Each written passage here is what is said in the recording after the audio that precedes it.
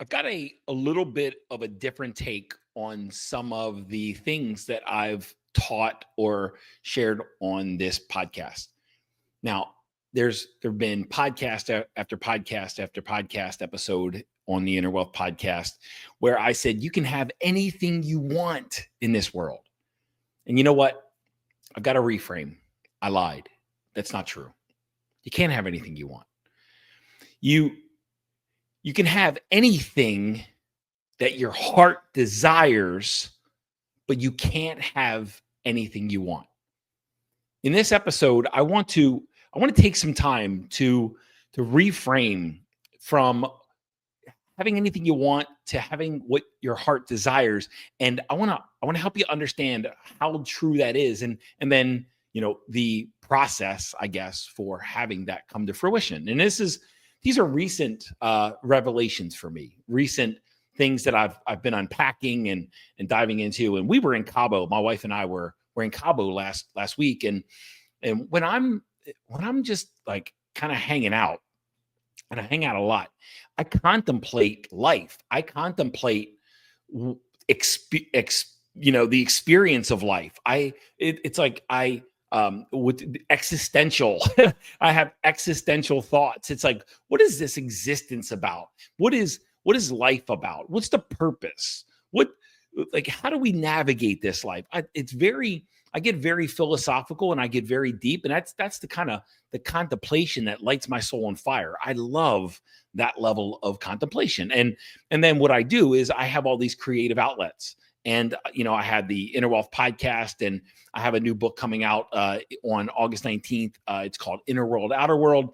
I have a blog. I have a mastermind in the Inner Wealth community where I share all of these insights, all these philosophies, all this creative energy flowing through me. It's like, I know I'm a spiritual teacher, and some of these podcast episodes get quite mystical and they get quite woo. And I love that. It's the way I'm wired. It's the way I'm built. And I love sharing what comes up for me. But when I was sitting around Cabo, and Angie and I, we were at a beautiful resort, and we're sitting on the patio, or we're sitting by the beach, or we're sitting by the pool, and it's like my mind goes deep inside and very reflective and very contemplative about what does this all mean, and how do we navigate this thing, and at a higher level, and how do we increase our quality of life, and how do we get more out of life, and this is what popped up. You can have anything your heart desires, but you can't have anything you want. There's a big difference. On a lot of episodes, I've shared the creative process, the creation process, and it's very simple. It's simple, not easy. There's three steps to the creative process, the creation process in this world. And I've shared clarity, certainty, and commitment. All right. If you can go back and listen to many episodes where I share the same thing. If some of my favorite books in the world, and I have them all right here. If you're watching on video, you see me pointing to books I call my Sacred Seven: The Secrets of the Millionaire Mind, Think and Grow Rich, The Science of Getting Rich, As a Man Thinketh, The Strangest Secret, Be Your Future Self Now. They all, Breaking the Habit of Being Yourself by Dr. Joe Dispenza. All these books say the same thing differently. And when I study these books, I don't read them, but when I studied them and I started to see the similarities and the commonalities between all these completely different teachers and people, these authors, these best-selling authors and these spiritual teachers and these amazing like servants that put these great books out in the world. When I studied them, I saw that they all said the same thing. There's three steps to the creative process, the creation process, and that's clarity, certainty, and commitment. Get really, really clear about what you want, which is what I used to teach. Get certain. Let go of all the worry, doubt, and fear that's inside of you, certainty, and then take inspired action, be patient in the process, and then when it shows up, take receipt. Now, this is the way I used to share it, okay? But I'm gonna slightly revise it. the creation process definitely contains clarity, certainty, and commitment. But the newfound resolution to this thing that I've developed is clarity is clarity of vision. It's very much a mental framework. Getting clear about this vision that you have in your life is a mental construct.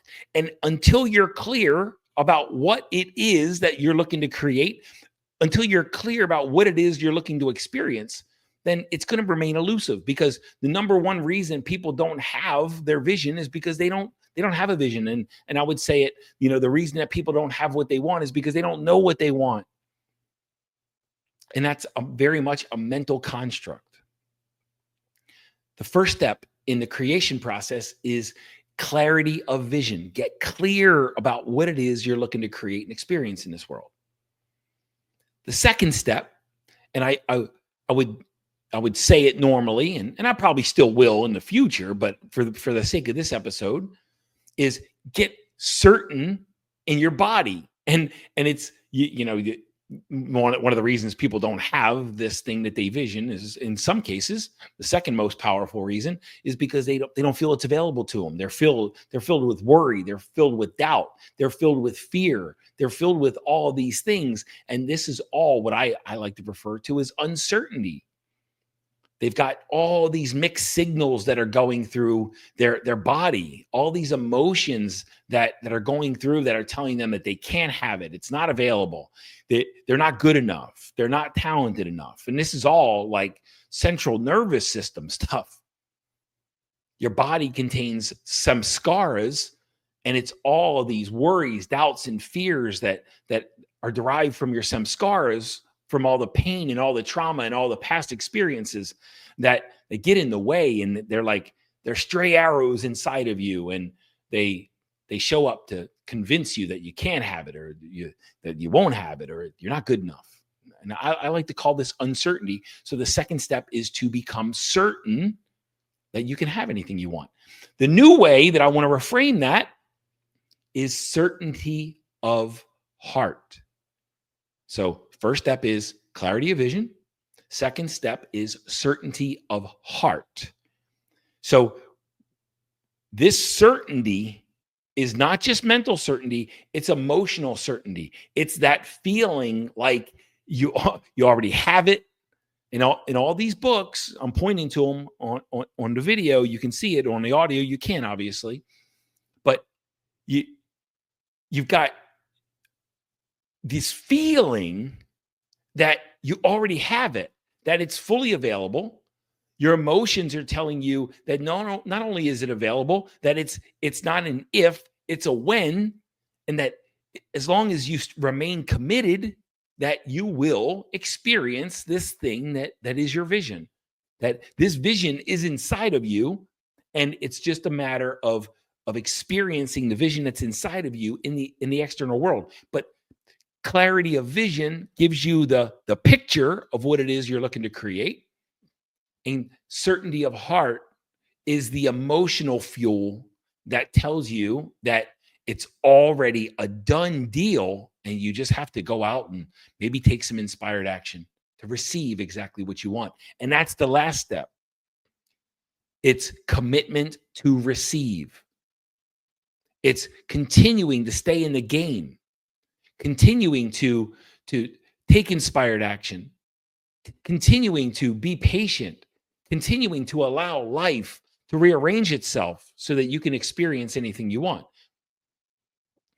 Clarity of vision is the first step. Certainty of heart, which is very much a body feeling, very much a body state. And then commitment to receive is your gift once you are clear of vision and you have certainty of heart. Now, let's get back to how I started off. You can't have whatever you want. And I'm saying this tongue in cheek. I hope you get this. Can't have whatever you want, because in a lot of cases, that's just a mental construct. But you can have your heart's desire. And here's what I mean by that.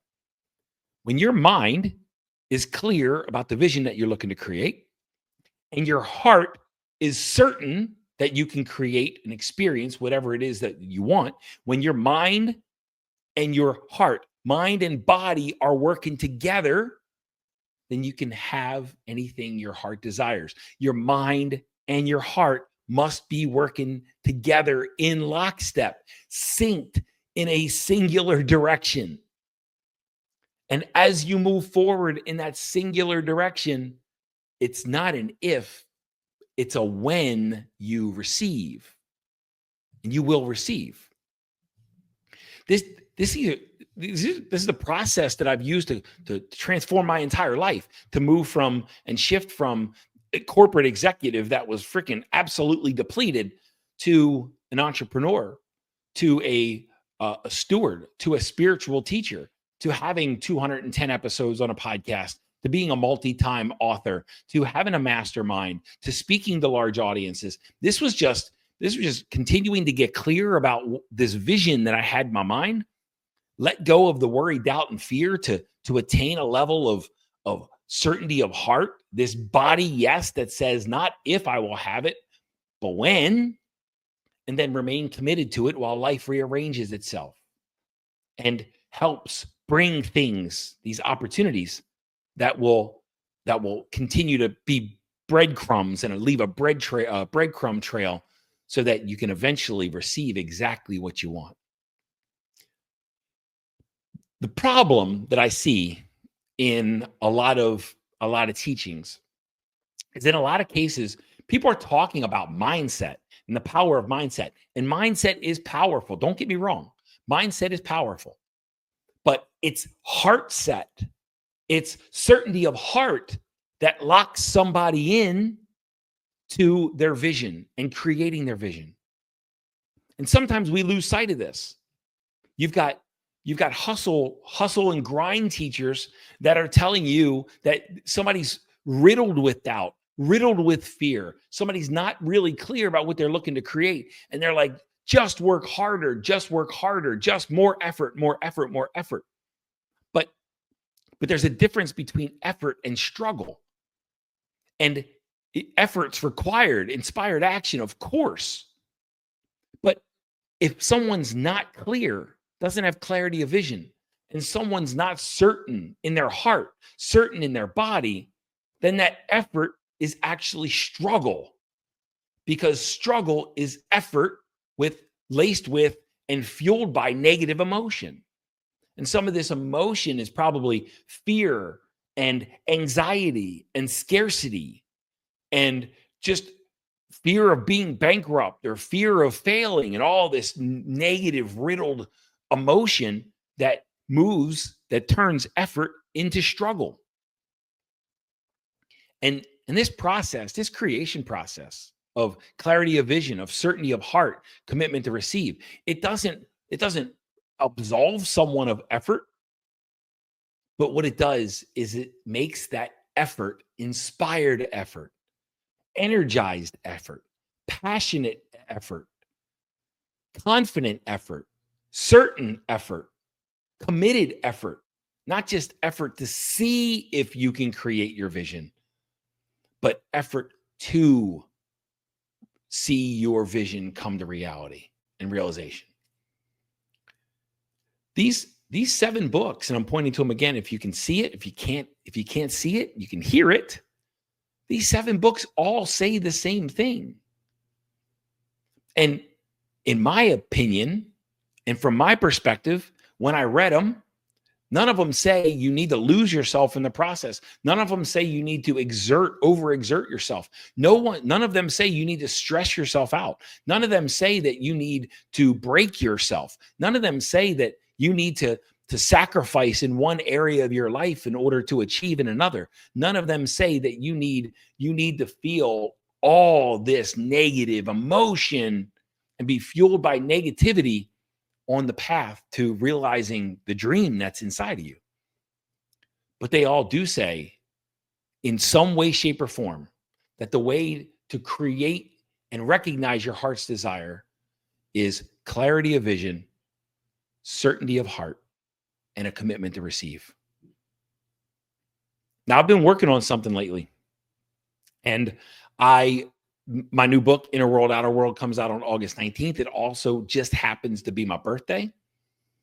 And I was sitting outside when I released my first book, The Imposter in Charge. I have never, after I edited that thing for the last time and sent it to the publisher, after that last edit, I have never, ever read that book. And I have never once recommended somebody to read it. I may have informed people that I had a book, The Imposter in Charge. And there's probably I know there's some goodness in there, but it wasn't the book that I wanted to write. It's the book that I thought I needed to write. It wasn't the book that was inspired in me. It was the book that was kind of coming from a little place of scarcity, looking to grow the business through more of what I felt I could label as a marketing book at this point. It was designed to try to increase income. And that's why I just wasn't fueled by it. But Inner World, Outer World, holy crap. I'm fueled by it. And it's been 3 months since I've read it, since I've listened to it. And I actually, like I said, after with The Imposter in Charge, after I sent it to the editor, I never really read it again. Maybe opened it up and scanned a paragraph, but I've never really read it. Never really connected to it. But this morning, there's an app called Speechify, and I'm not a spokesperson for Speechify, but it's something I use because I'd rather listen to things than read. But I threw the PDF of Inner World, Outer World through Speechify to listen to it. And I'm sitting on my patio and I'm listening to this book, and I'm listening to my book be regurgitated to me and being read to me like it was somebody else's book. And all I can say is I was absolutely flabbergasted by the quality of work that's contained within this book. And my whole freaking body started getting inspired. And I messaged a couple people, and I talked to Angie, my wife Angie, and I told her, I said, this is the book. Like, if I would have read this book, if I would have listened to this book and it was written by another person, it would have been in my top 3 to top 5. That's how good I feel that Inner World, Outer World is. That is the quality of impact that I feel Inner World, Outer World will have in the world. And the clarity of vision that I have with Inner World, Outer World is this book becomes a calling card, a flagship for me and my teachings and for Inner Wealth Global. And that it creates awareness in the world of spiritual teachings that change people's lives. And when I got this clarity about how much impact, this clarity of vision, how much impact this book can have, and I started seeing myself like playing with, as a bigger, significant, more meaningful teacher in this world to move the needle, I started feeling the certainty inside of my body. I started feeling certainty of heart that this thing, not only might it have a powerful impact, but that it will have a powerful impact. So clarity of vision, I get it. I got it. I see it clearly, the impact that it's meant to have. And I feel it in my body. I'm inspired by this book. As I read it and as the words wash over me, as I listen to it, as I absorb it, I can feel the energy. I can feel the inspiration. I can feel the certainty build. And now it's just a matter of the commitment to receive. And I'm here for it. This is the same exact state I was in when I started my business, and my vision was smaller, 10 clients, $10,000 a month, recurring revenue. When I started this coaching business, that was my only goal, my only vision, 10 clients, $10,000 by using the same process. I didn't have it defined like back then, like I do now, but clarity of vision, certainty of heart, commitment to receive. It wasn't an if, it was a when. But the main part of this is to know that you can't just have what you want if it's just a mental abstraction. But when that thing becomes certain in your heart, You will have your heart's desire. And it's not an if, it's a when. If you remain committed to receive and you stay in that place of clarity and certainty. It's not an if, it's a when. Now, listen, I'm going to do a lot more promotion for Inner World, Outer World, because I really do believe in this book and I do believe in this work. And in some cases, when I was listening to it, I couldn't believe that that work came out of me, but it came through me, not just out of me. That book, the most notable authors that I study and the most notable books, they say that work didn't come from them. It came through them. It was inspired. It was channeled. It was divine. And I really feel that about Inner World, Outer World. Guys, I'm going to promote it more because I believe in it. I would encourage you, if you listen to this, you can, on August 19th, you can connect to the book, order it. It'll be available on Amazon.com. It'll be available on Amazon worldwide. It'll also be available, through other outlets, but connect with Amazon. I've got a book launch party coming up, and we're gonna celebrate. I'll put the invite, I'll put the connection in the show notes. It's on August 19th, 3 to 6 p.m. Central Time in O'Fallon, Missouri. It's my current hometown, my current home location. We're having an open house. Come celebrate not just the launch of Inner World, Outer World, but it's also my birthday. Come celebrate my 53rd birthday. And it'll be a big day, because this book is already, I've already gotten more positive feedback about this book than any feedback I received about The Imposter in Charge or any of my other works. I believe in this. In this book, it's going to have an impact and a ripple effect in this world. And I'm excited for you to experience it. In the meantime, I've got lots of other podcast episodes about some of this creation process, other podcasts about other ones about certainty. But man, the creation process is real and it will move the needle, and it works if you allow that clarity of vision, the certainty of heart, and the commitment to receive to really, really take over. And for you to not only dream about your vision, but to embody your vision, because that's what certainty of heart is. It's when you embody your vision. And that's when it turns from an if to a when, because you're ready to receive. You don't see if you can receive, you do receive. And with Inner World, Outer World, I'll tell you right now, I'm committed. I will receive.